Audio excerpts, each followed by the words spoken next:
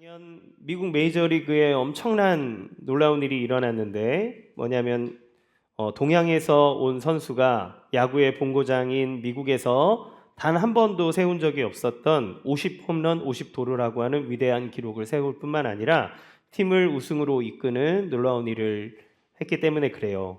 오타니 쇼헤이라는 선수인데 아마 우리나라에서도 일본 사람이지만 싫어하는 사람이 별로 없는, 만화로 만들어도 저렇게 만들면 욕먹겠다 이런, 거의 완벽에 가까운 캐릭터처럼 보여지는 인물이거든요. 근데 이 선수가 위대한 기록과 인기를 누리면서 화제가 된 게 있는데 그게 뭐냐면 그가 고등학교 때 작성했던 만다라트와 인생 계획이에요.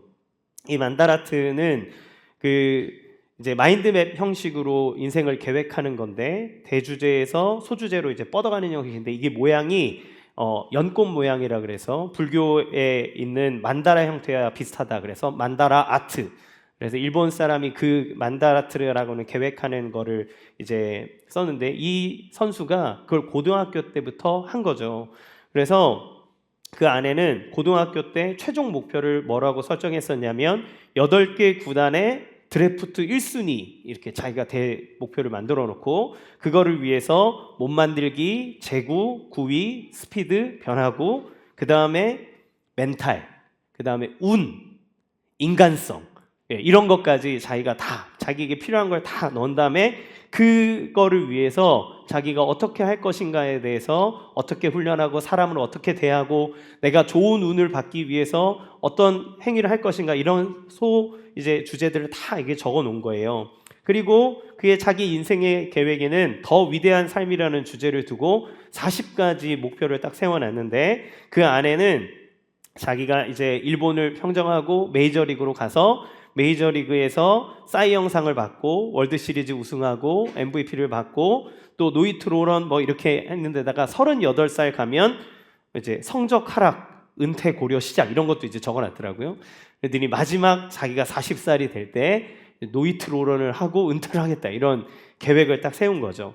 그런데 놀라운 거는 이 만다라트 계획표와 실제 삶이 거의 비슷할 뿐만 아니라 그거보다 더 훨씬 엄청난 업적을 세운 거에 대해서 사람들이 막 소름 돋을 지경이다 이렇게 얘기를 합니다. 여러분 이 사람뿐이겠습니까? 성공하는 사람들의 면면을 보면 어떤 분명한 목표의식, 비전과 그거에 맞춰서 자기의 삶을 계획하거나 아니면 실행한다는 공통점을 보게 돼요. 어떤 조직의 CEO가 되었든 어떤 위대한 업적을 남긴 사람들은 그들의 삶의 계획과 실행들이 이제 꼼꼼하게 이루어지고 있다는 것을 보게 됩니다. 우리도 인생의 중요한 일을 꿈꾸고 결정하는 순간을 위해서 많은 계획과 준비들을 하고 있겠죠. 여러분, 인생의 계획을 하는 것은 매우 중요한 일입니다. 하나님도 계획하시는 분이라고 얘기해요. 하나님께서는 우리를 구원하기 위한 구원의 계획을 이미 창조 전부터 하고 계셨다라고 얘기를 하고 있고 시편 기자는 주께서 우리를 향해 수많은 생각을 가지고 계신다 이렇게 얘기를 합니다. 그러면 그 수많은 생각은 고민과 걱정이 아니겠죠. 우리에게 어떠한 것을 베푸실지 우리를 향한 하나님의 계획과 하나님의 생각이 이루 말할 수 없이 많다라고 하는 의미일 거예요. 여러분은 오늘을 시작하며 무엇을 가장 먼저 신경 쓰고 계시나요? 여러분은 어떤 계획과 어떤 실행을 위해서 또 생각하고 준비하고 계십니까? 그런데 이 계획과 실행에 앞서서 더 중요한 것이 있다는 것을 성경은 이야기합니다. 계획하고 실행하는 것이 중요하지만 그거보다 더 앞서서 먼저 선행돼야 될 것이 있다고 성경은 얘기해요. 오늘 예수님은 예수님의 사역과 인생에 있어서 아주 중요한 순간을 맞이하고 계십니다. 왜냐하면 많은 제자의 무리들 안에서 12명을 선발해야 되는 일을 하시기 때문에 그래요. 이거는 그냥 사람을 뽑는 게 아니고 문화생 선발하는 것도 아닙니다. 사도라고 불리우는, 그러니까 제자들 안에서 사도라고 불리울 사람들 12명을 선발하는 거거든요. 이 12는 유대인들에게 있어서 완전을 의미하는 숫자 중에 하나예요. 그래서 하나님께서 이스라엘 백성들을 출애굽시켰을 때 그 사람들을 야곱의 12아들의 이름을 따라 그들의 혈통에 따라 12지파로 나누어 주십니다. 그리고 이것은 하나님의 백성을 나타내는 상징적인 완전한 숫자를 의미해요. 근데 이제 그 구약의 그런 것들이 희미해져 갈 즈음에 예수님께서 12명의 제자들을 세우려고 합니다. 이 12는 구약에서 하나님의 백성으로 상징되었던 12지파를 넘어 새로운 하나님의 언약 공동체를 재구성하기 위해서 세우는 아주 중요한 일이라고 볼 수 있는 거죠. 예수님은 당신이 죽으시고 부활하시는 것을 통해 이 땅에 도래하고 완성될 하나님의 나라를 준비하기 위해 12명의 대표되는 사람을 세우시는 겁니다. 그들을 통해 하나님 나라를 세우고 확장하는 일에 상징적으로 세워지는 인물이에요. 그러니까 지금 예수님께서 제자를 부르는 과정은 그 무엇보다 중요한 일이라는 것을 알 수 있습니다. 그러면 이 중요한 일을 앞두고 예수님은 무엇을 가장 먼저 하셨을까요? 12절 같이 읽겠습니다. 시작. 이때 기도하시러 산으로 가사 밤이 새도록 하나님께 기도하시고. 예수님은 밤이 새도록 기도하셨다고 성경은 기록하고 있어요. 누가는 예수님께서 늘 습관을 따라 산으로 올라가 기도하셨다고 얘기합니다. 아마도 예수님의 일생에 대해서 키워드를 뽑는다면 그 중에 중요한 주제 하나가 기도라고 말할 수 있을 거예요. 왜냐하면 예수님은 모든 일을 하시기 전에 기도하셨기 때문에 그렇습니다. 당신이 2위 성자 되시는 하나님이심에도 불구하고 그가 항상 기도하셨다는 것은 우리가 우리의 삶을 어떻게 능력 있게 살아가야 하는지를 모범적으로 보여주시는 중요한 모습이라는 걸 우리는 알 수 있어요. 여러분, 기도는 어떤 은혜와 능력이 있을까요? 기도는 성경은 왜 이토록 기도하는 것을 강조하고 있을까요? 우리가 2025년을 맞이해서 우리의 삶, 우리의 계획, 우리의 많은 것들을 이루어 나가기 이전에 예수님의 기도하신 이야기를 생각해 보며 우리가 반드시 기도해야 된다는 것을 기억하고 결단하고 실천하는 시간이 되기를 간절히 원합니다. 첫 번째, 기도는 위기 중에도 흔들리지 않게 합니다. 12절 말씀 같이 상반절 읽어볼게요. 시작. 이때에 예수께서 기도하러 산으로 가사. 이때에 이렇게 얘기합니다. 여기에 이때는 언제일까요? 이때는 위기의 때를 얘기해요. 11절 말씀 같이 읽겠습니다. 시작. 그들은 노기가 가득하여 예수를 어떻게 할까 서로 의논하니라. 예수님께서 안식일에 오른손이 이렇게 말라 비틀어진 사람을 고치시는 일을 행하셨어요. 그 일로 인해서 바리새인과 서기관들의 분노를 샀습니다. 그들은 예수님을 죽이기로 의논했다, 이렇게 마가복음은 기록하고 있어요. 예수님은 이 모든 상황을 알고 계셨죠. 그럼에도 불구하고 손 마른 사람을 고쳐주셨어요. 예수님은 안식일의 주인으로서 안식일에 하나님께서 원하시는 것이 무엇인지를 그들에게 가르쳐 주셨고, 그 손 마른 사람의 병을 고쳐주심으로써 당신의 말씀과 뜻에 하나님의 능력이 있다는 것, 그것이 참이라는 것을 증명하셨습니다. 그러나 이 사람들의 마음에 품은 것은 하나님의 말씀을 깨닫고 받아들이기보다 예수님을 어떻게 죽일 수 있는가에 대해서 고민하고 의논하는 것, 그것이 그 일의 결과가 됐다는 거예요. 그때에 예수님이 기도하셨다, 이렇게 얘기하는 겁니다. 예수님의 기도는 모든 순간 맞이하는 위기 중에서 흔들리지 않고 중심을 잡게 하셨어요. 여러분, 만약에 여러분이 살아가는 동안 누군가가 나를 맨날 미워하고 나에 대해서 책 잡으려고 하고 나를 해코지하려고 하고 죽이려고 하고 그런 모의를 갖고 있다는 걸 여러분은 안다면 여러분의 삶을 평안하게 살 수 있겠습니까? 내가 어떤 일을 하려고 하는데 그 일을 하면 나를 죽이겠다고 협박하는 사람이 있다면 그것을 우리가 평안하게 할 수 있겠습니까? 흔들림 없이 나갈 수 있겠습니까? 아마도 우리는 그 모든 것들이 스트레스로 다가오고 평안을 잃어버리게 될 거예요. 예수님은 자기를 죽이려고 하는 수많은 원수의 무리들이 있다는 걸 아셨어요. 그렇지만 예수님은 가장 먼저 기도하셨습니다. 왜요? 그 기도하는 순간 맞이하는 위기 속에서도 흔들리지 않고 중심을 잡아가며 당신의 길을 걸어갈 수 있었다는 거예요. 예수님은 십자가에 달리시기 전날에도 습관을 따라 기도하셨어요. 제자들을 함께 데리고 가서 나를 위해서 기도하라고 예수님도 밤이 맞도록 기도하셨습니다. 왜 그런가요? 십자가를 지는 일은 너무나 힘든 일이기 때문에 그렇습니다. 무서운 일이에요. 두려운 일이에요. 우리의 모든 의욕을 다 상실하게 만드는 그런 힘든 일입니다. 예수님은 밤이 맞도록 기도하시면서 그 일에 대해서 평안을 얻으시게 되고 그리고 흔들림 없이 그 십자가를 지시는 일을 맞이하시죠. 그 결과 어떤 일들이 일어납니까? 예수님이 그렇게 십자가를 지심으로 인해서 우리는 하나님 앞에 죄의 씻음을 얻을 수 있고 하나님의 자녀가 되는 은혜를 누리게 되는 거예요. 하나님 앞에 기도할 때 무엇을 주십니까? 우리를 위기 가운데서 흔들림 없이 하나님의 뜻대로 살아갈 수 있는 힘을 주시는 겁니다. 구약 성경 여호수아서에 보면 여호수아가 가나안 땅을 정복할 때 여리고성을 정복하는 이야기가 나와요.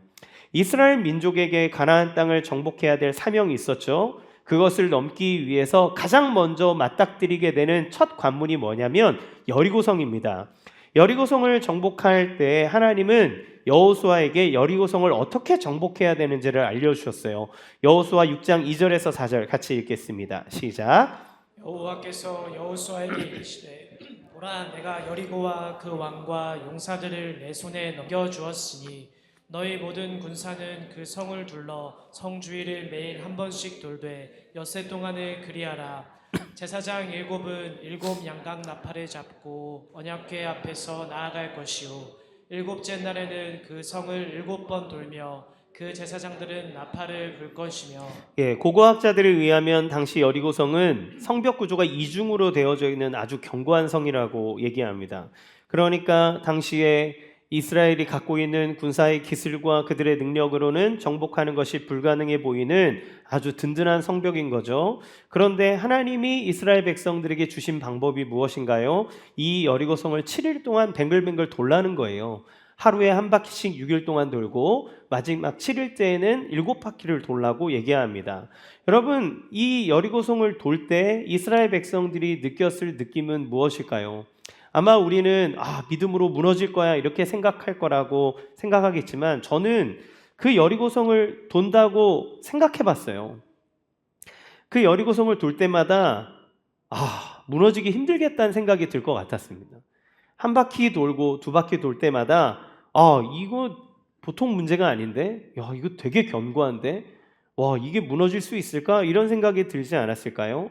여러분, 여리고성을 7일 동안 돌라고 하는 것은 하나님께 대한 믿음의 순종이기도 하지만 이것은 우리 앞에 놓여져 있는 문제를 올바르게 직시하는 과정이기도 합니다. 문제를 축소하는 것도 아니고 과대 포장하는 것도 아니에요. 여러분, 우리의 인생의 문제를 분명하게 마주하는 작업이 여리고성을 도는 과정 중에 있다는 겁니다. 그렇지만 하나님은 그 전에 약속을 주셨죠. 여리고와 그 왕과 용사들을 내 손에 넘겨주었다. 여러분, 참된 믿음이라고 하는 것이 무엇인가요? 참된 믿음은요, 현실을 직시하는 거예요. 우리의 믿음은 아무 생각 없는 무모한 용기가 아닙니다. 우리에게 찾아오는 현실의 무게를 아는 데 있어요. 가장이라면 내가 가족을 부양해야 될 때 나에게 있는 어떤 직업과 이런 일들을 통해 나의 연봉을 통해서 어떻게 우리 가족을 부양할 수 있을까라고 하는 그런 현실적인 계산이 있겠죠. 우리의 자녀들을 양육하고 가르치고 교육을 하는데 이 아이가 어떻게 이 땅에서 믿음의 자녀로 자라갈지 또 어떻게 지혜로운 자녀로 자기의 학업을 하면서 살아갈지 이런 부분들에 대해서 현실적인 문제가 우리 앞에 있다는 거예요. 믿음을 갖고 사는 건 하나님 알아서 다 해주셔 그냥 냅둬 이렇게 얘기하는 게 아니라 우리에게 놓여져 있는 현실적인 문제를 직시하는 데서부터 시작이 됩니다. 그냥 아무것도 아닌 것처럼 내버려 두는 것이 아니에요. 그것이 문제라고 하는 것을 분명히 아는 데서부터 시작합니다. 그런데 우리 그 기도는 그 문제 앞에서 우리에게 무엇을 보여주는 것인가요? 이 현실의 문제가 너무나 견고하고 힘든 일인데 그 너머에 그것보다 더 크고 놀라우신 하나님이 계시다라고 하는 것을 보는 거예요. 그러니까 문제를 가볍게 여기는 게 아니라 문제가 어렵고 힘든 게 분명한데 그것보다 더 놀라우신 하나님이 나의 삶 속에 있다는 것을 보여주는 겁니다. 그래서 그들은 날마다 여리고성을 돌았어요. 이들이 돌 때 어떻게 돌았습니까? 여호수아 6장 12절, 15절 같이 읽어보겠습니다. 시작. 또 여호수아가 아침에 일찍이 일어나니 제사장들이 여호와의 궤를 메고 15절 일곱째 날 새벽에 그들이 일찍이 일어나서 이들은 하나님이 시키시는 대로 매일 아침 일찍이 일어나 자신들이 직면한 문제의 한복판을 도는 거예요. 그런데 돌 때 무엇을 가지고 돕니까? 이 제사장들이 여호와의 언약궤를 메고 돌았다 그랬어요. 여호와의 언약궤는 뭐예요? 여호와 하나님의 임재의 상징입니다. 그거를 가지고 돌았다는 것은 그들이 자기 앞에 문제를 놔두지만 우리 앞에 행하시는 전능하신 하나님, 홍해를 가르신 하나님, 또한 요단강을 가르고 우리를 건너게 하시는 하나님, 만나와 메추라기로 우리를 먹이신 하나님, 모든 원수에게서 우리를 구원하신 하나님을 그 앞에 두고서 가는 거예요. 그 하나님을 예배하는 거예요. 그 하나님 앞에 기도하는 거예요. 그러니까 여러분, 기도라는 게 뭡니까? 하나님을 앞에 두는 겁니다. 어디에다가요? 우리의 문제 앞에 하나님을 두는 거예요. 문제가 아무것도 아닌 게 아닙니다. 이거는 뭐 별게 아니야, 이런 게 아니라 정말 큰 문제고 견고하고 이길 수 없는 것인데, 그런데 그것보다 더 위대하신 하나님을 바라보는 시간, 그게 기도의 시간이라고 하는 걸 우리는 알 수 있어요. 이들은 매일 아침 그 문제에 직면한 문제 한복판에서 하나님을 바라보며 걸었다는 건 기도하는 거예요. 그들이 그렇게 기도한 겁니다. 이 부분에 대해서 이노 목사님이 쓰신 기도하면 달라진다라는 책에서 이렇게 얘기합니다. 같이 함께 읽어봅시다. 시작. 우리가 일어나자마자 바쁜 일을 하고 텔레비전을 켜고 인터넷을 검색하면 우리의 삶에 다가오는 현실의 어려움을 이길 힘을 얻지 못합니다. 하지만 일어나자마자 아무리 힘들고 어려운 일이 있어도 하나님을 예배하고 말씀을 듣고 기도할 때 우리는 그 문제 속에서 먼저 주님을 바라보게 됩니다. 그래야 그 다음에 그 문제 속에서 하나님이 행하실 일을 기대할 수 있습니다. 하나님 없이 그 여리고성을 100일 동안 돈다 한들 거기에 무슨 일이 일어날 수 있겠습니까? 여러분은 그저 좌절할 수밖에 없을 거예요. 도저히 길이 없구나. 그런데 하나님을 앞에 두고 가면, 그 먼저 주님을 바라보게 되면 그것을 주겠다 약속하신 하나님의 약속을 품게 되고, 우리는 그 약속 안에서 그 문제 너머에서 하나님 주시는 평강을 얻을 수 있습니다. 하나님 주신 힘을 얻을 수 있습니다. 우리의 삶 속에 하나님의 능력이 함께하고 있다는 것을 알게 되는 거예요. 여러분, 결국 여리고성이 무너지지 않습니까? 우리에게 주시는 하나님의 능력을 경험하게 되지 않습니까? 우리의 문제는 뭐냐면 여리고성의 견고함이 아니라 하나님을 앞에 두지 않는다는 거예요. 기도하지 않는다는 거예요. 기도해야 되는 거 다 알면서도 우리가 여리고성을, 그 문제의 주위를 돌면서 언약궤를 가져가지 않아요. 하나님 앞에 우리의 삶을 내어드리지 않아요. 그리고 믿고 있는, 난 하나님 믿었는데 기도 좀 했는데 하나님이 들어주지 않더라, 하나님이 내 인생에 관심은 있느냐, 이렇게 얘기합니다. 여러분, 답답하거나 불가능해 보이는 문제에 부딪힐 때 무슨 생각을 가장 먼저 하십니까? 여러분이 어떤 문제가 닥쳤을 때 여러분 누구부터 붙잡으며 누구의 이름을 먼저 부르십니까? 여리고성이 무너졌듯 여러분의 삶에서 무너지기 원하는 영역이 있다면 그것이 무엇입니까? 그것을 직시하십시오. 그것이 아무 일이 아닌 것이 아니라 정말 큰 문제라고 하는 것을 여러분 확인하십시오. 그리고 그것을 기도의 제목으로 만드십시오. 하나님 앞에 기도하십시오. 여리고성을 돌듯 언약궤를 앞에 두고 하나님 앞에 여러분의 삶의 문제들을 내어드리고 나아갈 때 하나님 주시는 평강이 여러분 가운데 임할 줄로 믿습니다. 주의 은혜와 능력이 나타날 줄로 믿습니다. 두 번째, 기도는 믿음의 전진을 하게 해줍니다. 누가복음 6장 13절 말씀 같이 읽겠습니다. 시작. 밝음에 그 제자들을 부르사 그 중에서 12를 택하여 사도라 칭하셨으니. 예수님께서 기도하셨던 이때는 또 어떤 때입니까? 아까는 위기의 때였고 지금 이 때는 바로 자기에게 중요한 일을 해야 되는 때입니다. 사도들을 세워야 될 때죠. 예수님은 위기의 순간이지만 당신이 길을 걸어가셔야 되는 그 가야 할 길이 많이 남아있는 때예요. 그런데 대적들은 이미 예수님을 죽여야 할 대상으로 정해두고 있습니다. 위기와 해야 될 일이 공존해 있는 거죠. 그럼에도 불구하고 예수님 멈추지 않는 거예요. 자기의 길을 가십니다. 당신의 일을 하셔야 돼요. 지금 아주 중요한 일을 시작하고 계신다고 얘기하셨죠. 제자들을 부르고 그 중에서 12를 선발해서 사도라고 부르셨습니다. 사도를 부르시는 일은 매우 중요한 일이에요. 뽑고 방치하는 게 아니라 당신의 모든 역량을 이 12명에게 집중하셨고 당신이 하시는 일을 그들에게 위임하셨다는 걸 보게 됩니다.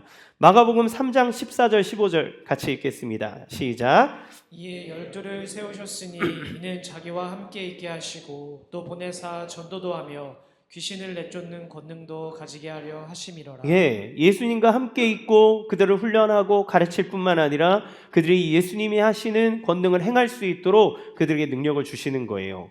그러니까 이게 얼마나 중요한 일입니까? 그런 만큼 예수님은 밤을 새워 기도하시는 거예요. 그렇게 기도하셨다는 것은 수많은 고민이 있었다는 것을 우리는 생각해 보게 됩니다. 그러면 이 고민은 어떤 고민일까요? 어떤 제자들을 뽑을까? 내가 뽑을 제자들이 어떤 사람인지 알지 못하니까 하셨던 고민일까요? 아니면 너무나 다 아시기 때문에 하신 고민이셨을까요? 아마도 저는 후자라는 생각이 듭니다. 여러분, 예수님께서 뽑으신 사람들의 면면을 한번 볼까요? 이 사람들이 얼마나 대단한 사람들일까요?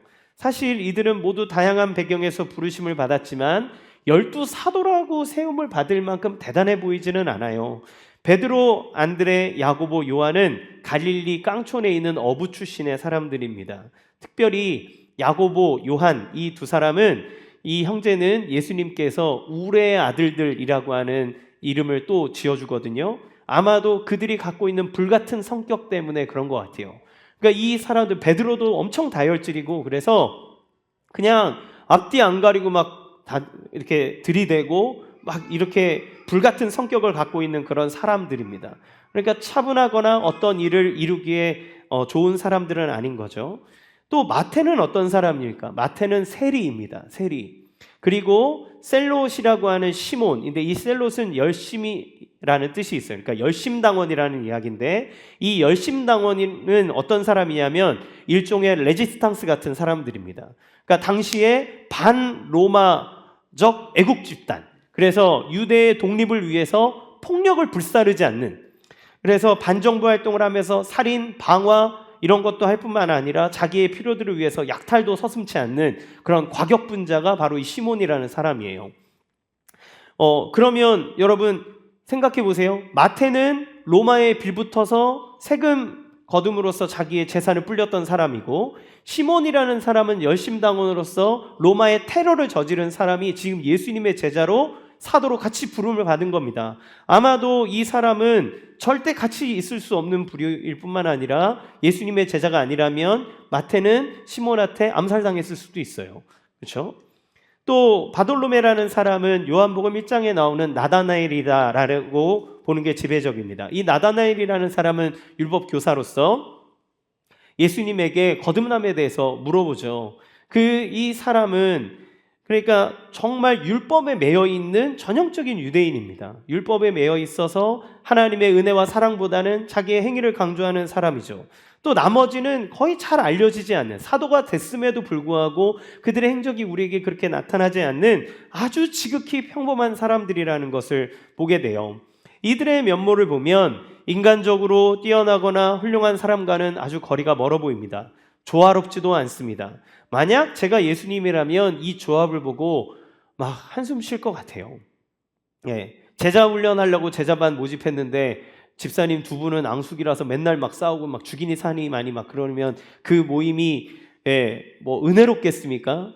진짜 힘들죠. 거기 안에는 내가 아무리 가르쳐줘도, 은혜를 얘기해줘도 율법적인 사고 때문에 막 전전긍긍하고 있고, 누구는 불같은 성격 때문에 나한테 잘해줬다가 어느 날은 불같이 화냈다가 이런 사람들이 있고, 그러면 이 사람들 데리고 뭘 할 수 있을까 막 이런 생각들을 하게 될 것 같지 않습니까? 그런데 예수님은 그들이 그런 사람인 줄을 알면서도 기도하고 그들을 세우시는 거예요. 왜냐하면 그 기도하셨기 때문에 예수님은 하나님의 뜻에 따라 결정하셨고, 기도하셨기 때문에 그들이 가진 배경, 성격, 성향 이 모든 것들을 뛰어넘어 그들을 사도로 예수님의 제자들로 받으셨습니다. 그리고 그들과 함께 당신의 사역의 길을 열어가셨어요. 우리는 삶을 살아가다 보면 수많은 선택들을 해야 됩니다. 우리는 우리의 삶에 선택을 하면서 이 선택이 좋은지 저 선택이 좋은지를 늘 고민하죠. 예, 이걸 살까 저걸 살까, 이 학교를 갈까 저 학교를 갈까, 이 직장을 가는 게 좋은가 저게 좋은가, 결혼할 때는 이 여자가 좋은가 저 여자가 좋은가, 저 남자가 좋은가 이 남자가 좋은가. 예, 고를 수 있으면 다행이지만, 예, 우리는 수많은 선택들, 아이 하나를 키워더라도 이 어린이집을 보내나 저런 유치원을 보내나, 지금 영어를 보내야 되나 뭐를 보내야 되나 유학을 보내야 되나, 우리가 나중에 커서 학교를 가고 직장을 갈 때도 내 미래와 진로를 위해서 수많은 선택들을 하죠. 여러분, 우리가 이 선택들을 할 때 그 선택이 좋은 것이기를 원합니다. 우리가 선택하는 것이 나에게 좋은 결과를 가져주기를 원하죠. 그런데 많은 그리스도인들이 기도하여 어떻게 기도합니까? 하나님 이거 할까요? 이거 할까요? 하나님 여기 갈까요? 저기 갈까요? 하나님 이 일 할까요? 저 일 할까요? 그런데 제 경험상으로 볼 때 깊이 기도하면서 내린 선택은 어떤 선택이 되었든 하나님의 인도하심을 반드시 받게 된다는 거예요. 우리는 이거 할까요? 저거 할까요?로 묻지만 하나님은 이거 할까요? 저거 할까요?를 알려주지 않습니다. 아주 특별하고 급한 경우를 제외하고는 하나님은 우리가 선택하고 결정하게 하세요. 왜냐하면 하나님은 우리의 삶을 운명으로 끌고 가지 않으시기 때문에 그래요. 우리에게 자유를 주셨습니다. 우리는 선택할 수 있는 자유가 있어요. 그러면 그 선택이 올바르게 되어지기 위해서 해야 되는 것은 무엇입니까? 기도하는 거예요. 기도하면 이거 해라 저거 해라를 알려주는 게 아니라 합력하여 선을 이루어 가시는 하나님의 은혜를 여러분 삶에서 반드시 누리게 됩니다. 우리 교회가 개척할 때 장소를 구하던 일을 여러분들에게 몇 번 말씀드렸죠. 제가 우리 남제자반이랑 하면 남자 집사님들이랑 훈련을 하거나 모임하고 식사하러 가자 그러면 제일 많이 가는 곳 중에 하나가 금땡루라고, 예, 저 망포역 쪽에 있는 아주 맛있는 중국집이 있습니다. 그곳을 너무너무 좋아하세요. 그래서 거기를 가면 거기를 갈 때마다 그곳 앞에 있는 3층 위에 있는 도서관 건물이 있어요. 원래는 거기를 저희가 계약하려고 하지 않았습니까? 계약하려고 했고 장로님들 가서 다 사진 찍고 했는데 제가 이 장소를 구하기 위해서 정말 기도를 많이 했어요. 하나님의 뜻이 어디에 있는지. 그래서 수원을 거의 한 바퀴 다 돌았습니다. 북수원부터 해서 서쪽으로 호메시까지 갔다가 망포로 내려오고 모든 것들을 돌아다니며 하나님 인도해 주세요. 어디로 가야 될지 모르겠어요. 여기가 맞아요, 저기가 맞아요. 이런 생각들 하면서 하나님이 콕 집어줬으면 좋겠다 이런 마음을 가지고 막 기도하지만 하나님은 기도하게 하시고 그 걸음을 인도해 주시는 것들을 경험하게 하셨어요. 어떤 사람은 여기를 가라, 어떤 사람은 목사님 기도해 봤는데 저기가 좋을 것 같아요 막 얘기를 하지만 하나님 앞에 제가 기도하면서 끌려가다가 이렇게 쭉 하다가 찾아오게 된 곳이 바로 이 망포입니다. 원래 망포를 두고 기도했었죠. 그런데 너무 비싸서 못 들어오겠다는 생각이 들어 이렇게 다 돌았던 거예요. 그런데 하나님께서 쭉 돌게 하시더니 결국 망포로 오게 하셨어요. 근데 그때 그 도서관 건물이 나왔습니다. 제가 다 장로님들 모시고 와서 이야기하고 그때 주인 분께서 교회가 부흥하거든 2층도 쓰라는 아주 긍정적인 마음을 주셔서 와 이제 됐다 이런 생각을 했죠. 그런데 제 딸이 코로나가 걸리고 제 딸 코로나 걸린 것 때문에 같이 격리돼 있느라 제가 코로나 걸려서 이 계약이 늦어지는 이 중간에 갑자기 그 주인 어르신이 교회는 못 주겠다고 얘기를 하는 거예요. 아니 뭐 다 얘기해놓고 이런 마당에 이러시면 어떡합니까? 이런 마음 때문에 막 공인중개사분에게 설득해달라 그러고 또 운영위원회랑 얘기하고 근데 보증금을 5천만 원을 더 올려달라 그러질 않나. 그러니까 도저히 계약할 수 없는 상황으로 치닫는 거죠. 그때 하나님께 아무것도 할 수가 없으니까 격리돼 있고 코로나 때문에 격리돼 있고 나갈 수는 없고 그러니까 답답한 마음에 하나님 앞에 기도하면서 하나님 길을 인도해 주시고 이걸로 선택했는데 하나님 왜 이런 일들이 일어납니까? 하나님 도와주세요. 하나님 인도해 주세요. 이렇게 기도하던 시간들을 기억합니다. 그렇게 해서 거기랑 협상하려고 하는 그때 우리 운영위원회로 같이 있었던 우리 같이 하고 계시는 우리 김영석 집사님이 너무 답답하니까 집 근처에 나와서 상가들을 이렇게 보면서 여기 근처에는 뭐가 없나? 그리고 우연히 들어간 부동산에 저희가 개척교회인데 교회 장소를 찾고 있습니다 라고 얘기를 했더니 그 공인중개사분이 개척교회요? 그랬더니 한 10분만 이렇게 문의하고 가려고 그랬는데 30분을 붙잡아 두고 계속 교회 장소를 찾아주신 거예요. 그리고 나서 찾아주신 곳이 여기입니다. 네. 여기는 제가 10번도 넘게 돌아다니면서 쳐다봤던데요. 하나님, 저 언저리 하나 있으면 좋겠습니다. 근데 여기는 죽어도 안 나오는 거예요. 아무리 찾아봐도 안 나오는데 그 사이에 여기가 나온 거예요. 그리고 여기 와서 이제 보고 나니까 이곳이 훨씬 좋겠다는 생각이 들었고, 가격에서나 장소에서나 우리가 하는 모든, 우리가 아이들이 많았는데 아이들이 마음껏 뛰놀 수 있는 공원이나 안전함이나 모든 것에 있어서 최고의 장소를 주신 거죠. 그런데 그렇게 해서 그곳이 계약을 파기함으로 인해서 이곳으로 인도함을 받았어요. 근데 제가 그 중국집에 갈 때마다 거기를 보면 하나님 감사합니다. 하나님 감사합니다. 이렇게 해요. 여러분, 우리가 인생의 길을 선택하면서 나아갈 때 하나님 앞에 기도하고 결정하면서 나가잖아요. 하나님이 우리의 삶을 인도하십니다. 우리가 피할 길이 있다면 피할 길을 내게 하시고, 때로는 인생이 뭔가 막히는 것 같고 답답하지만 하나님의 섭리가 있다는 것을 보여주세요. 여러분, 여기에 있으면서 하나님께서 주시는 은혜들이 너무나 크다는 것을 느낍니다. 여러분, 우리가 한 해를 가며 여러분 어떤 고민들을 하고 계십니까? 기도하십시오. 기도하면 하나님이 여러분을 놀라운 섭리로 우연 같은 만남과 기적의 이야기들로 여러분을 이끌어 주시는 것들을 반드시 경험할 줄로 믿습니다. 세 번째, 기도할 때 하나님의 능력을 경험하게 돼요. 19절 말씀 같이 읽겠습니다. 시작. 온 무리가 예수를 만지려고 힘쓰니 이는 능력이 예수께로부터 나와서 모든 사람을 낫게 함이로라. 여기에 많은 무리들이 예수님을 만지려고 힘쓰고 있다 이렇게 얘기합니다. 어떻게든 예수님께 손대보려고 애쓰는 거예요. 왜 그렇습니까? 능력이 예수님께로부터 나오기 때문에 그래요. 예수님이 이 땅에 오셔서 우리를 위해 죽으시고 부활하시고 우리를 구원하신 것은 천국 티켓 주려고 하는 게 아닙니다. 여러분, 예수님의 구원은 우리 모두가 예수님과 같이 되고 하나님의 자녀로서 살아가게 하려고 하는 거예요. 천국 백성이 된다는 건 하나님의 자녀가 된다는 걸 의미하는 겁니다. 여러분, 따라서 예수님의 구원은 그냥 천국행 티켓 주는 것으로 끝나는 게 아니라 우리의 삶의 모든 것에 하나님의 은혜와 능력이 나타나게 하는 것에 있어요. 예수님이 어떤 분이십니까? 모든 것 위에 모든 것 되시는 분이에요. 예수님을 통해 모든 것이 나온다고 성경은 얘기하는 겁니다. 예수님을 통하지 않고 이루어지는 일이 없는 거예요. 기도는 누구의 이름으로 합니까? 예수 그리스도의 이름으로 하는 겁니다. 왜요? 예수 그리스도에게서 능력이 나타나기 때문에 그래요. 예수 그리스도의 이름에 권능과 능력이 있기 때문에 그럽니다. 따라서 이 사람들이 만지려고 애쓰는 것, 그의 이름, 그 앞에 나아가려고 하는 그를 통해 나타나는 능력을 간절히 바라고 구하는 것, 그게 뭐예요? 그게 기도입니다, 여러분. 그분을 통해 간절히 구하면 그분을 통해 나타나는 능력을 경험할 수 있게 돼요. 제가 더 사랑의 교회에서 15년을 사역을 했어요. 저는 원클럽맨입니다. 그냥 여러 교회를 다녀보지 못해서 제가 교역자로 섬겼던 담임 목사님이 이노 목사님 하나밖에 없고 그냥 거기서 배운 게 다예요.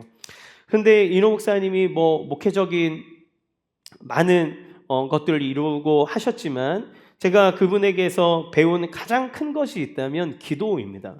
왜냐하면 이노 목사님이 존경스러운 가장 큰 이유는 너무 약한데 강하다는 거예요.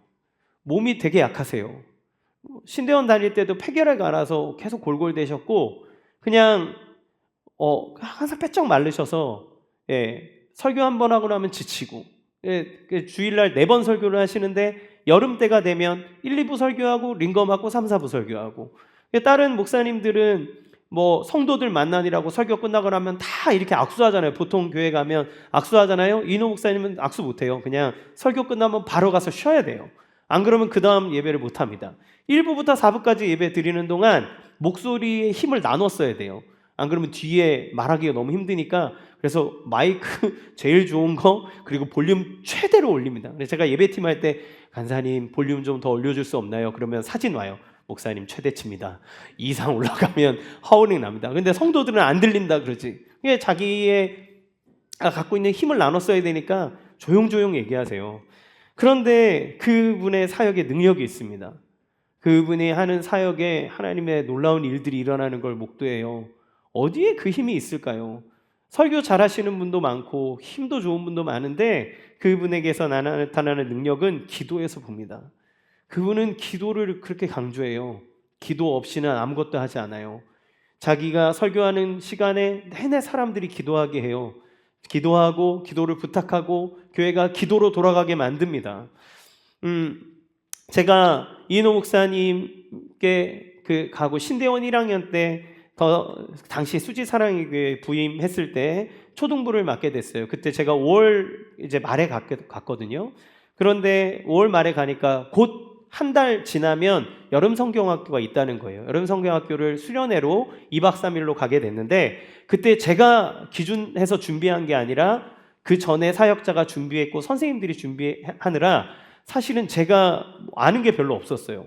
그래서 제가 할 수 있는 거는 뭐가 있었냐면 집회를 잘 준비해서 아이들에게 은혜를 끼치는 일입니다. 근데 여러분 사실 신대원 1학년생은 아무것도 몰라요. 제가 신학교 대학교 학부를 신학을 했으면 모를까. 저는 그냥 경영학 일반 대학을 나왔거든요. 그러니까 신학을 잘 모르고 이제 물론 신대원에 들어가기 위해 성경도 공부하고 많은 걸 공부했지만 신학이나 이런 것들을 잘 모릅니다. 주일학교에 설교를 해본 적도 없어요. 그런 아이들과 함께 집회를 인도해야 되는 거예요. 그런데 선생님들이 준비하셨다고 준비한 그 장소가 장소 넓이랑 이런 거는 다 좋은데 이분들이 집회는 생각 안 하는 거예요. 이게 사역자가 준비했으면 집회 장소를 생각하는데 선생님들이 준비하니까 집회 분위기는 생각을 안 해서 스피커에 소리가 거의 안 나가고 건반을 하는데 건반 소리가 안 나는 거예요. 그래서 마이크를 하면 막 소리가 뭉개진 소리가 나고 이러느라 제가 거의 생목으로 설교를 해야 되는 상황이었습니다. 그럴 때 제가 이인호 목사님에게 배운 게 뭐였냐면 기도인 거예요. 그래서 이인호 목사님 가만히 봤더니 당신이 어디 집회 갈 때 중보기도단 세워놓고 그 시간에 기도 부탁하고 사람들 제가 이제 기도 사역도 나중에 했거든요. 그러면 기도할 때마다 사람들한테 기도 단장에게 기도 부탁하고 뭐 하면 기도 부탁하고 계속 기도 부탁해요. 그러니까 제가 아무 능력도 없고 이제 초보고 할 수 있는 일이 없잖아요. 그러니까 제가 뭘 부탁했냐면 어머니들에게 다 연락을 드려서 어머님 제가 오늘 아이들이랑 저녁 집회를 합니다. 좀 저를 위해서 기도해 줄 기도의 사람들 중보기도단을 모집합니다. 그래서 그 수련회는 이제 다른 장소로 갔고 그 교회에서 저희랑 그 집회 시간에 맞춰서 기도할 사람들을 세웠어요. 저희 어머니는 저를 위해서 늘 기도해 주시니까 어머니에게 전화를 드렸어요. 엄마 나 이제 집회하러 올라가요. 엄마 나를 위해서 좀 기도해 주세요. 너무 환경이 너무 엄마 이게 할 수 있는 게 없는 것 같아요. 엄마 하나님 도움 없이는 할 수가 없어요.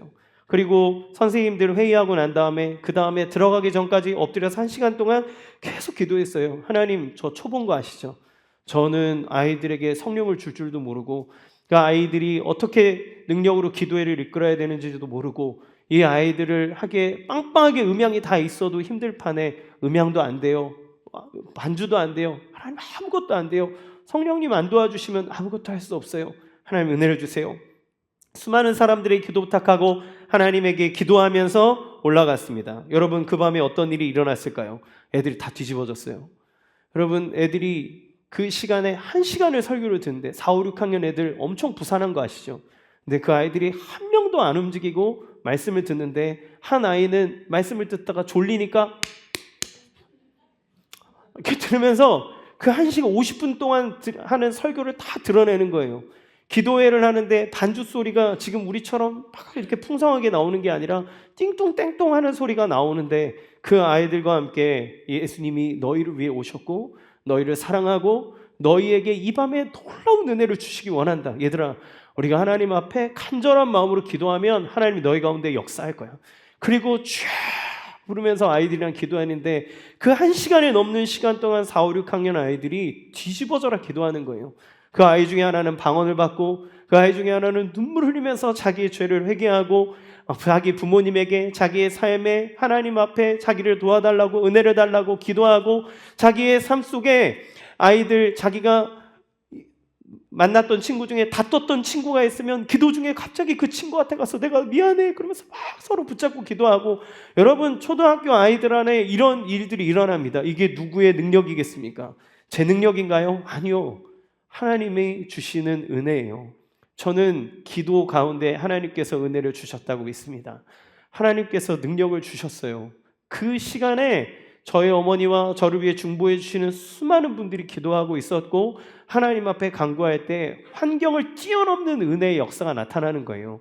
여러분, 그 다음부터는 제가 하는 사역에 날개를 답니다. 왜냐하면 제가 진짜 모르는 1학년의 초짜에 불과하지만 하나님의 은혜와 능력이 함께 나갔잖아요. 그러니까 그 말씀에 힘이 실리고 그것들을 아이들이 들으면서 삶을 바꾸려고 하고, 제자 훈련을 하려고 하면 제자 훈련생들이 모이고, 훈련하는 아이들이 말씀 안에서 변화되려고 하고, 말씀을 증거할 때마다 그게 정말이야?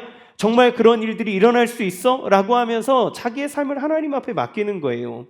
여러분, 하나님께 기도하면 하나님의 능력을 경험합니다. 여러분의 삶 속에 여러분이 생각하지 못한 그 놀라움을 뛰어넘게 하는 여러분의 능력과 여러분의 지식과 여러분의 경험을 뛰어넘는 하나님의 능력이 나타납니다. 이건 목회에만 나타나는 게 아니에요. 여러분의 삶 속에 우리가 자녀를 양육하는 때, 여러분의 직장에서 여러분의 일을 할 때 여러분 기도 먼저 해보세요. 기도하고 주님 앞에 맡겨보세요. 여러분의 선택이 여러분의 하는 일들 위에 하나님이 주시는 놀라운 일들을 반드시 경험할 줄로 믿습니다. 언제 기도하라고 얘기합니까? 성경은 우리에게 이때 기도하라고 얘기해요. 이때는 언제예요? 위기의 때입니다. 이때는 언제입니까? 우리에게 중요한 일을 해야 될 때예요. 우리가 인생의 길을 걸어가야 할 그때에 너희는 기도해라. 예수님이 하나님이심에도 불구하고 하나님 앞에 기도하셨다면 우리는 더 기도해야 되지 않겠습니까? 예수님이 그렇게 능력을 나타내셨다면 우리가 기도를 멈춰야 될 이유가 어디에 있습니까? 초기 한국교회의 지적 수준은 지금 성도들에 비하면 너무 낮았어요. 글도 제대로 못 읽는 사람들이 많았어요. 그럼에도 불구하고 한국교회는 능력이 있었습니다. 지금과 그때의 다른 점은 뭐라 생각하십니까? 그때는 새벽을 깨우고 부르짖어 기도하는 기도가 끊이지 않았어요. 그때는 아이를 들쳐 업고서라도 기도의 자리에 들어가서 하나님 앞에 기도했어요. 지금은 기도하라 그러면 수많은 핑계들을 댑니다. 애가 어리고, 어제가 무슨 일이 있었고, 내가 몸을 관리를 잘해야 다음에 일을 더 잘할 수 있고, 수많은 이유들이 있지만 주님은 얘기하시는 거예요. 기도해야 산다.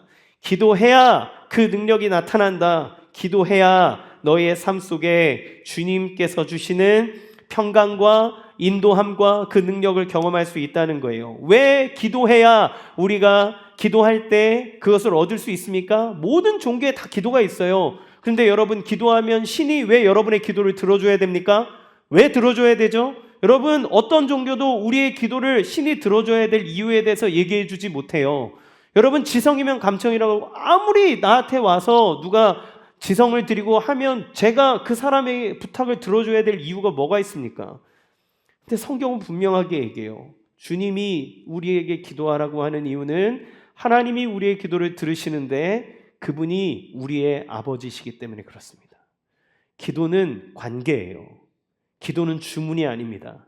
기도는 우리를 자녀 삼아 주신 하나님의 사랑이 우리에게 흘러가는 통로예요. 아빠에게 얘기해봐. 아빠에게 얘기하렴 이라고 말하는 그분의 요구예요. 기도가 주문이어서 주문을 외우면 뚝딱 나오는 게 아니라 우리의 아버지에게 우리의 모든 것들을 아뢰어드리는 긴밀한 관계와 교제 안에서 일어나는 역사입니다. 그래서 예수님은 뭐라고 얘기해요? 기도 이외에는 이런 능력이 나갈 수 없다 이렇게 얘기합니다. 사도 바울은 뭐라고 얘기합니까? 데살로니가전서 5장에 항상 기뻐하라, 쉬지 말고 기도하라, 범사에 감사하라, 이것이 그리스도 예수 안에서 너희를 향하신 하나님의 뜻이다 이렇게 얘기해요. 여러분, 어떻게 항상 기뻐합니까? 어떻게 범사에 감사합니까? 그 사이에 뭐가 있어요? 쉬지 말고 기도하는 게 있어요. 항상 기뻐하고 범사에 감사할 수 있는 비결이 뭔지 아십니까? 쉬지 않고 기도하는 거예요. 하나님 앞에 먼저 기도하는 거예요. 날마다 기도하는 거예요. 계속 기도하는 거예요. 그 기도 가운데 하나님 주시는 은혜가 있습니다. 이것이 너희를 향한 하나님의 뜻이다. 이렇게 얘기합니다. 그러면 우리가 기도를 멈출 이유가 어디에 있습니까? 우리가 기도를 하지 말아야 될 이유가 어디에 있습니까? 우리는 모든 순간에 기도해야 됨을 우리는 기억하시기 바랍니다. 그러면 어떻게 기도해야 될까요? 첫 번째, 먼저 기도해야 됩니다. 모든 일에 앞서 제일 먼저 기도부터 하세요. 저희가 기도할 때 버릇처럼 하는 기도 중에 하나가 성령보다 기도보다 앞서지 않게 해주십시오. 이렇게 하는 겁니다. 여러분, 제일 먼저 기도하세요. 아침에 눈 뜨고 기도하세요. 그러니까 여러분, 새벽의 예배를 소중히 여기십시오. 그 첫 시간을 여러분 하나님 앞에 드리고자 하는 마음을 가지실 필요가 있어요. 저희 어머니는 저에게 그걸 꼭 알려주셨어요. 태우야, 학교에 가거든 책가방 딱 놔두자마자 기도해라. 하나님, 오늘 하루 수업을 시작합니다. 지혜를 주세요. 하나님, 깨닫게 해주세요. 오늘 하루 하나님의 은혜와 능력이 있게 해주세요. 저희 어머니가 저에게 연습시키고 가르쳐 주신 거예요. 태우야, 오늘 학교 가거든 내려놓고 기도해라. 네. 저는 제가 앉는 자리에, 교회 오면 제가 제 책상에 자리에 놔두고 기도합니다. 어릴 때 습관이에요. 네. 여러분, 교회 오면 제일 먼저 뭐 해야 됩니까? 내려두고 기도하는 거예요. 하나님, 오늘 예배를 드리러 왔습니다. 여러분 직장의 자리에 딱 앉으시면 수많은 문제들이 있지 않습니까? 그거 딱 내두고, 주님, 오늘 제가 풀어내야 할 일들입니다. 하나님의 은혜를 주세요. 인도함을 받게 해주세요. 하나님 도와주세요. 라고 기도하십시오. 먼저 기도하는 거예요. 특별히 여러분에게 새벽의 제단을 여러분이 함께 하면 좋겠습니다. 여러분이 그 시간들을 하나님 앞에 드림으로써 하나님 앞에 우리의 마음을 올려드리는 거예요. 이 자리에 나오시는 것이 여러분 서로 함께 나오면서 기도의 힘을 누리는 데 도움이 될 거라 생각이 듭니다. 그런데 도저히 안 된다면, 그렇다면 영상으로라도 밴드에서 방송이 되잖아요. 들으세요. 같이 그 자리에서 예배하세요. 그리고 여러분 그 시간을 할애해서 최소 30분 이상은 기도하세요. 기도하시기를 바랍니다. 두 번째는 매일 기도해야 됩니다. 매일 기도한다는 건 습관을 따라 기도하게 하는 거예요. 습관을 따라 기도한다는 건 습관이 되게 만들라는 겁니다. 그냥 뭐가 있으면 바로 탁 기도하는 거예요. 매일 무엇이 되었든. 여러분, 지금 우리 교회에서 하는 153 기도를 그냥 쉽게 생각하지 마세요. 기도문을 쭉 따라 읽으면서 하루하루 매일 우리가 하나님 앞에 드리는 기도가 아무것도 아닌 것 같죠? 아니요. 하나님은 기도하게 하시는 이유는 역사하시겠다는 하나님의 뜻입니다. 여러분, 매일 기도할 수 있도록 습관과 틀을 만들어 두세요. 제가 얘기하잖아요. 제 목회에 지금 교회 하는 사역에 있어서 제일 소모적인 사역이 뭐냐면 새벽 기도예요. 몇 명 안 나오시잖아요. 근데 제가 왜 합니까? 이제 기도해야 돼서 나와요. 제가 기도의 틀을 만들어 놓는 거예요. 그 자리에 들어가서 습관적으로라도 계속 기도하고 하나님 앞에 부르짖을 수 있도록, 하나님 앞에 얘기할 수 있도록 기도하는 겁니다. 여러분, 기도의 자리에 나오도록 여러분의 습관의 테두리를 만들어 두세요. 제자 훈련하면 훈련생들에게 1학기 때는 30분 동안 기도하라 그러고 2학기 때는 1시간 동안 기도하라고 합니다. 기도하고 언제 기도했는지를 체크해요. 그게 뭐 이수 조건은 아닙니다. 그러나 훈련을 시키는 거예요. 습관이 되도록. 모든 순간에 그렇게 기도하도록.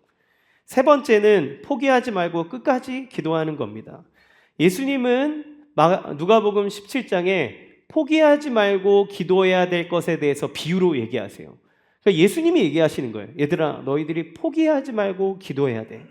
하나님의 뜻과 하나님의 때가 있단다. 그러니까 계속 기도해야 돼. 한두 번 기도했다고, 조금 더 기도했다고 포기하지 마. 계속 기도해. 그 기도가 우리를 지탱하게 하고 믿음의 걸음을 걸어가게 하고 평안을 주고 하나님의 능력을 나타나게 합니다. 여러분, 오랫동안 산적해 있는 기도 제목이 있습니까? 여러분, 기도해야 될 모든 기도의 제목들이 있습니까? 포기하지 마십시오. 끝까지 하십시오. 기도의 자리에 계십시오. 하나님의 은혜와 능력과 역사가 여러분 삶 가운데 반드시 나타나게 될 줄로 믿습니다. 특별히 결단하시면 좋겠어요. 그런데 여러분 섣불리 말 못하는 사람이 있어요. 뭐 괜히 말했다가 못하면 어떡해? 못하면 어떻습니까? 또 결단하면 되죠. 작심 3일이면 어떻습니까? 3일 후에 또 결단하면 되죠. 이번에 내가 새벽 기도 해야 되겠어. 내가 기도, 일요삼 기도 다 해야 되겠어. 결단했는데 한 5일 지났다가 흐지부지 되면 어떻습니까? 다시 결단하면 되죠. 우리는 하는 자리에 반복적으로 나와도 돼요. 실패하면 어떻습니까? 주님이 받아주세요. 또 나오면 야, 너 저번에 결단했는데 이번에도 못하네? 이렇게 얘기하지 않으십니다. 주님은 우리가 그 자리에 있도록 우리를 이끌어 주세요. 여러분 계속 하세요. 그래서 저도 계속 얘기할 거예요. 계속 얘기할 거고 계속 도전할 거고 여러분에게 은혜를 나눌 거고 우리가 기도하는 자리에 있도록 할 겁니다. 자녀를 키우시는 부모님들, 여러분의 자녀를 위해 쉬지 말고 기도하십시오. 여러분의 자녀의 머리에 손을 얹고 축복하십시오. 그 아이들의 인생에 하나님의 은혜와 능력이 있기를 위해서 간구하십시오. 저의 어머니는 저를 위해서 기도를 쉬지 않으셨어요. 저의 인생의 대부분은 어머니의 기도의 능력이 있다고 저는 분명히 믿습니다. 저희 어머니 진짜 기도 많이 하셨어요. 저는 복을 진짜 많이 받았거든요. 어머니는 하루도 빼놓지 않고 저를 위해서 기도하셨어요. 그 인생의 걸음이 우리에게 있습니다. 하나님께서 우리에게 그렇게 은혜의 길을, 능력의 길을 주셨어요. 그런데 그걸 안 찾아 먹으면 너무 우리가 바보 같잖아요. 그걸 안 찾아 먹으면 너무 아깝잖아요. 그 능력과 평안과 인도하심의 원천이 기도 안에 있습니다. 우리를 위해 죽기까지 사랑하시는 그리스도 예수를 통해 자녀 삼으셨기에 우리의 기도는 근거가 있고 능력이 있는 거예요. 날마다 기도함으로 하나님 주시는 2025년의 올 한 해의 삶이 주와 함께 나가는 복된 삶이 되기를 주님의 이름으로 간절히 축원합니다. 이 시간 같이 함께 찬양하겠습니다.